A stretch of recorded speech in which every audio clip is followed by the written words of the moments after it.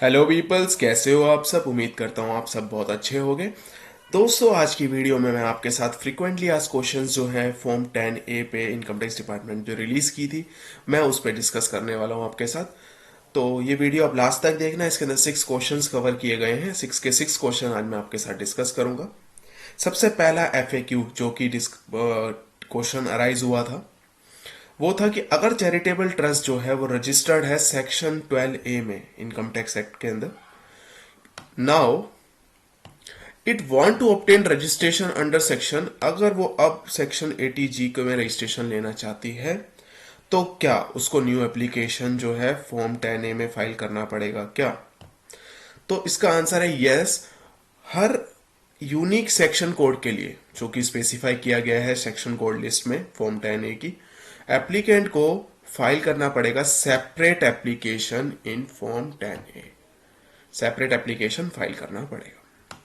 Next question आता है कि इज इट पॉसिबल कि obtain registration under multiple section such as section 10 subsection 23C and section 80G of the income tax filing a single application. Means इन दोनों section के अंदर क्या हम single application के थ्रू फॉर्म 10A में हम registration obtain कर सकते हैं क्या? इसका आंसर है no. Applicant need to file separate application, means separate application उनको फाइल करना पड़ेगा फॉर्म 10A में by selecting relevant section code. इसके बाद थर्ड क्वेश्चन है ट्रस्ट इज, अगर ट्रस्ट ऑलरेडी रजिस्टर्ड है सेक्शन 10 सबसेक्शन 23C में, अब वो चाहती है कि उसको सेक्शन 12A का रजिस्ट्रेशन चाहिए, क्या वो एलिजिबल है फॉर्म 10A फाइल करने के लिए इस केस के अंदर? तो इसका आंसर है नो।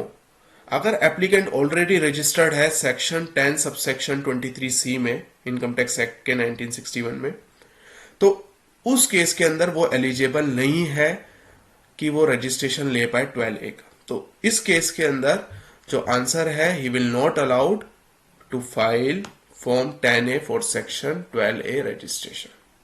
ठीक है। नेक्स्ट क्वेश्चन है क्वेश्चन नंबर 4, जिसके अंदर बोला गया है इज इट पॉसिबल कि हम मल्टीपल सेक्शन कोड सेलेक्ट कर पाए फॉर्म 10A में to obtain registration under different sections?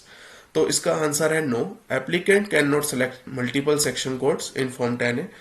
एक सिंगल एप्लीकेशन जो है फॉर्म 10A की वो सबमिट होगी सिर्फ और सिर्फ एक सेक्शन कोड से ही, तो डिफरेंट डिफरेंट सेक्शन कोड्स के साथ नहीं हो सकते। क्वेश्चन नंबर 5 में बोला गया है कि सेक्शन कोड जो सेलेक्ट किया है सेक्शन कोड वो है 13 fifth proviso to section 35(1) clause 2, जिसके अंदर कवर है साइंटिफिक रिसर्च एसोसिएशन। इसके अंदर applicant is required to select nature of activity in form 10A। क्या एप्लीकेंट को नेचर ऑफ एक्टिविटी सिलेक्ट करनी पड़ेगी फॉर्म 10A में?